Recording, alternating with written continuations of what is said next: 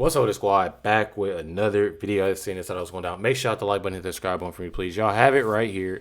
Family and supporters of Nolan Wells gathered in Mississippi Church to mourn and celebrate the 18-year-old who's that following a July 4th boat trip with friends has captured national attention. It definitely has. I would definitely say it has gotten bigger, especially as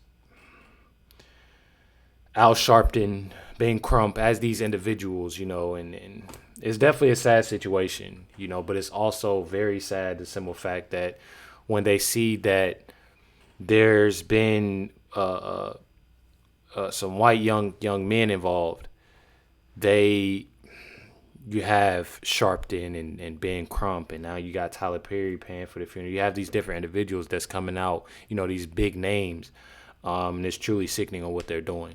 One thing about it, prayers, goes out to the family, most definitely, regardless, however the situation is. It definitely is a sad situation, I definitely say. One thing about it, though, like I said, they made this funeral more so about them rather than Nolan Wells and his family and friends, Al Sharpton and Ben Crump, and the rest of them ought to be ashamed of themselves. I'm going to definitely say that. You got it right here. Even BET posted. I'm not sure on if this. Oh yeah, this is a real BET. Nolan Wells was laid to rest today in Ocean Springs. His parents gave the world a look at who Nolan truly was, sharing heartfelt memories and emotional speech. Welcomed by an overwhelming crowd of supporters, both in person and online, their family is surrounded by love as they celebrate their son's life. I'm sorry. Check it out. We will miss everything about him, from his quiet nature to the corny jokes, his gentle smile, the way he made everyone around him feel comfortable, loved, and at ease. Your absence has left an emptiness that can never truly be filled. A piece of our hearts will always be missing. Nolan, your father and I are incredibly proud of you.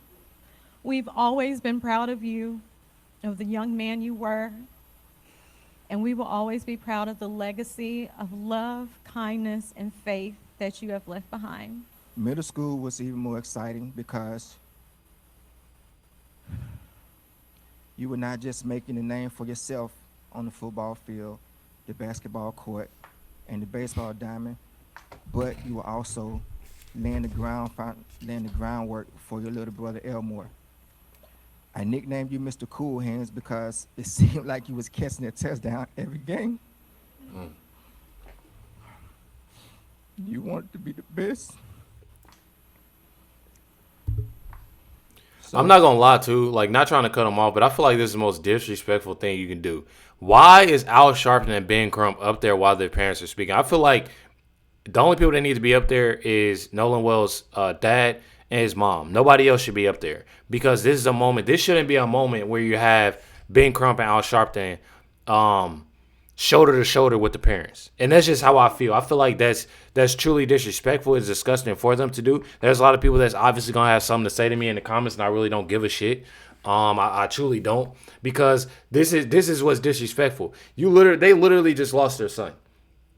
Now, y'all done already took it upon yourself to be grifters, and all y'all see is money, and y'all see that y'all name is going to go up. And like I said yesterday, this is something else, for them to put and add on to their list, that they have. And I'm not even trying to be mean. I'm not trying to be disrespectful. Like I said, prayers go out to Nolan's parents and, the fans and family of Nolan. And I prayed that, investigators find exactly what happened. But I truly find it absolutely disgusting that they sitting here and they have their hands on this man while he's speaking about his son. This should be a moment for the parents as they're up there together, not about Ben Crump and some damn Al Sharpton. They ought to be ashamed of themselves for that. I poured all my knowledge into you that I could by taking you to the gym to work out, taking you to the beach to do drills in the sand, teaching you how to watch film, how to study your opponent's strengths and weaknesses.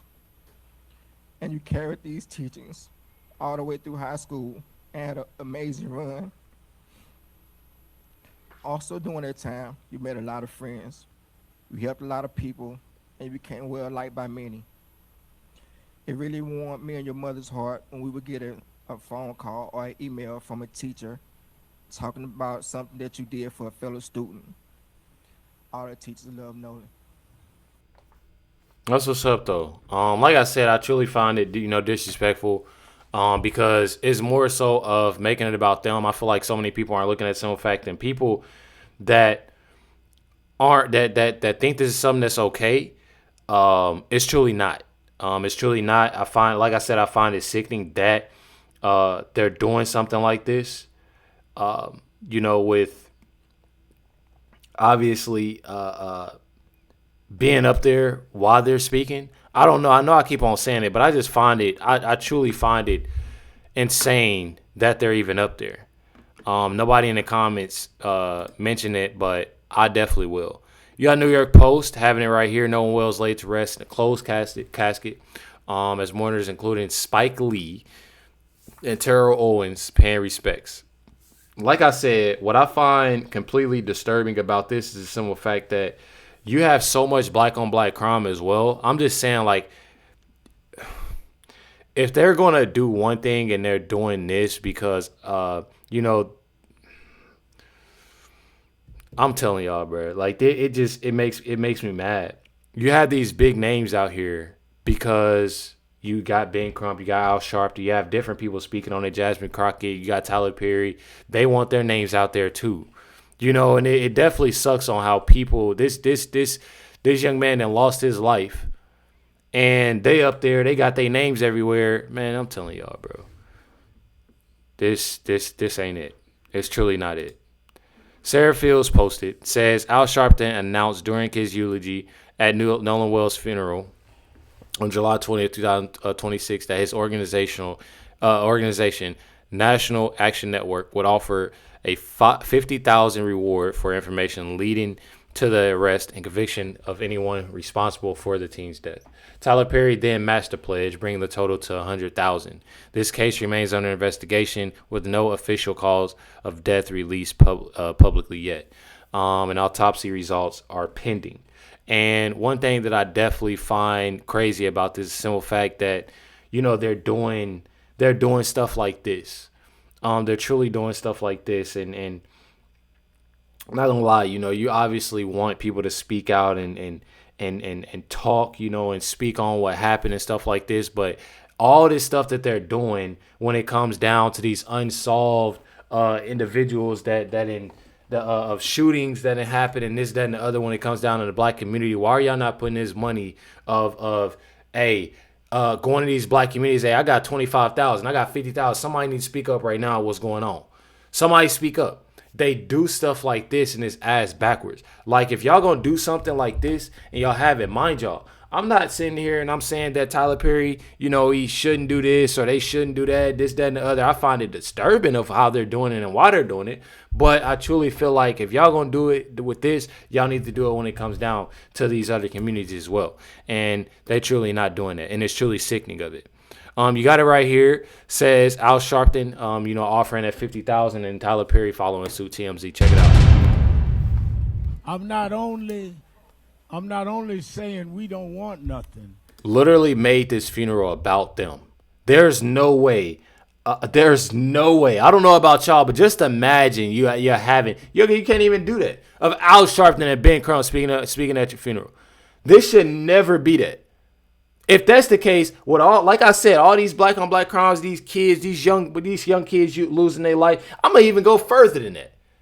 No matter what the race is of an individual losing their life with stuff, y'all need to be on the move. We're going to their funerals and talking and putting money up. These millionaires and billionaires. Find it sickening. I want to say right here now, and I'm inspired by who accused us of that I want to put up from National Action Network and me. I want to offer a reward of $50,000 to anybody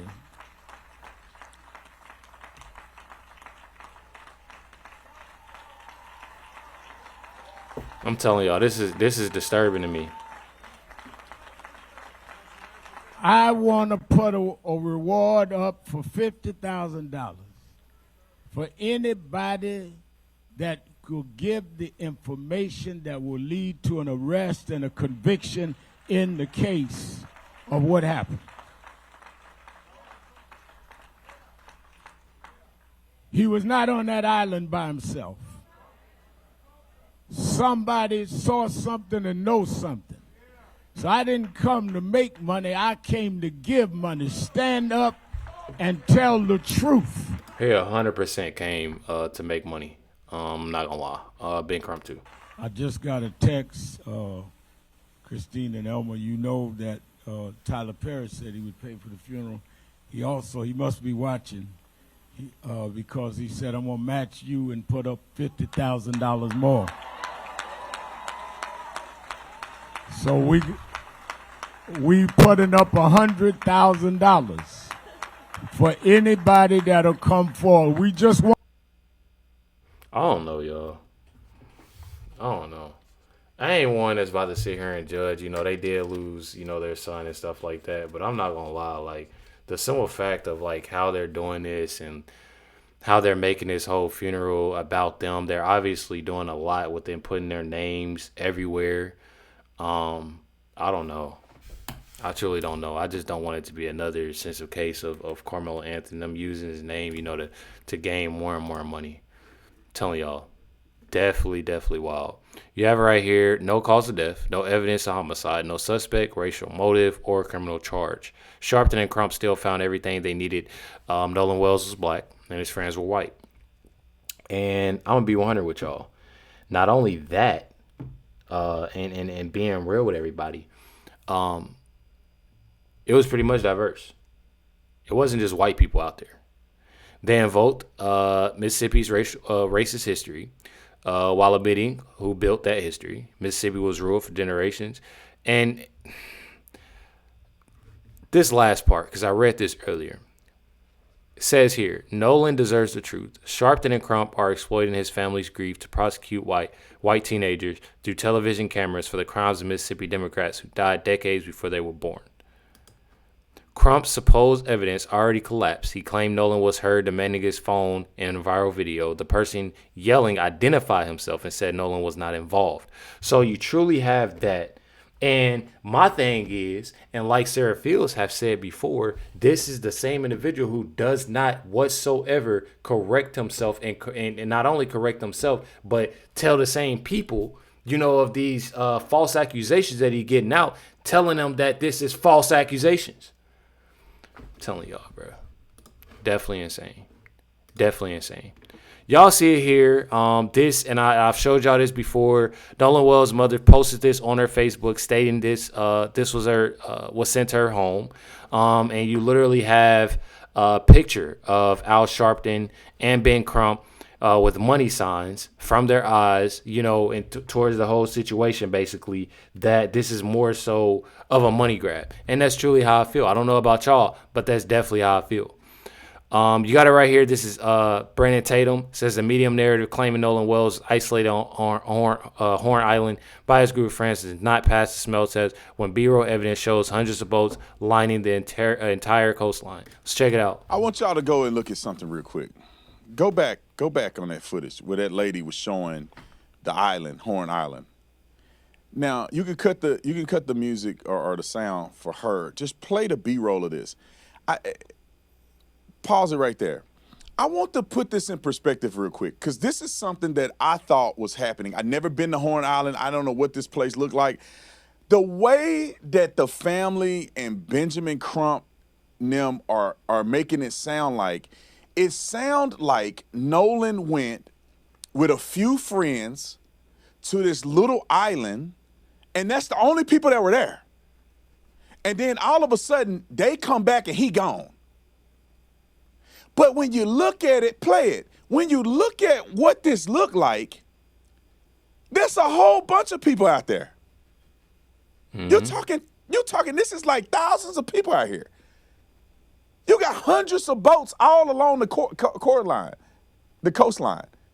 And so when they leave and Nolan is still there, he's not by himself. He's there with a whole bunch of people.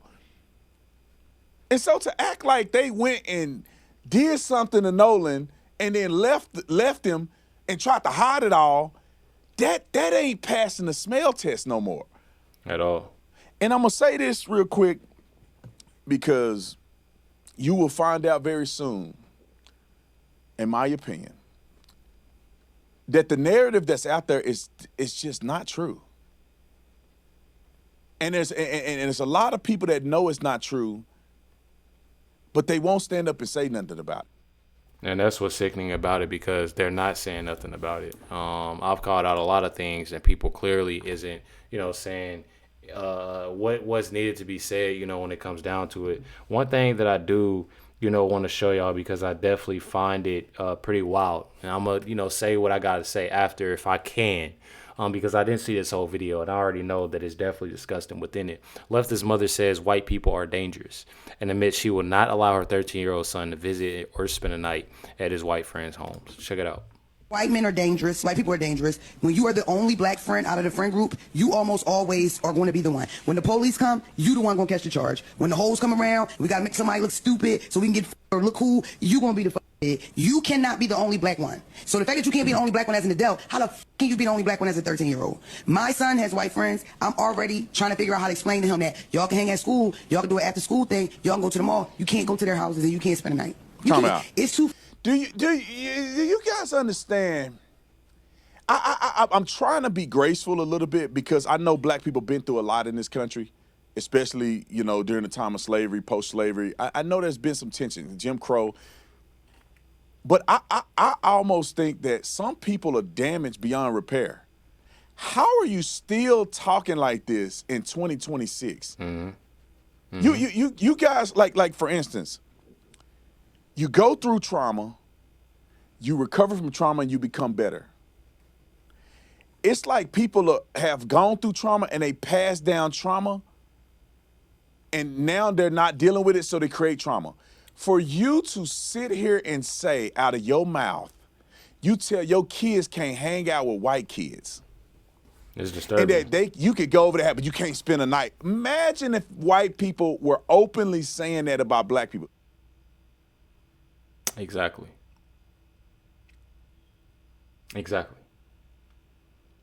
And that's what's wild about it. I'm going to tell y'all one thing. Still to this day, I have a lot of white friends. I have friends, I have a lot. I ain't going to say friends. I have people that I hang out with. Friends is a strong word for me. I'm not going to lie. It's a strong word for me of what I've been through. But I'm going to definitely say that having white friends, I don't even look at them like that. Like, you don't. Me growing up, I grew up mostly, I definitely say within, a white neighborhood. I've been in different neighborhoods. Mostly my time growing up, it was white neighborhoods, and stuff like that. Even when I went to public school, a horrible school, and it was for sports, I was still in a, a white neighborhood, but transferred and stuff like that. But at the same time, I had white friends. And a lot of times I was the only black person in the friend group and stuff like that, rather whatever it is. I remember when I was younger, I was the only black kid in the friend group. Went paintballing, hunting, ride ATVs, different stuff like that. I never once crossed my mind. Spent the night, all of that. I remember my friend Daniel. I'm not even gonna lie. I call him Day Day. And it was a white dude. And when I spent the night at his house, spent the night at my house, we went here, we went there, and never crossed my mind of anything color-wise. My parents, nothing. And that's what I find sickening out of a lot of people is what they do. It's truly sickening. Y'all let me know in the comments, y'all thoughts. Definitely hit that like button, hit that subscribe button. Catch y'all next one.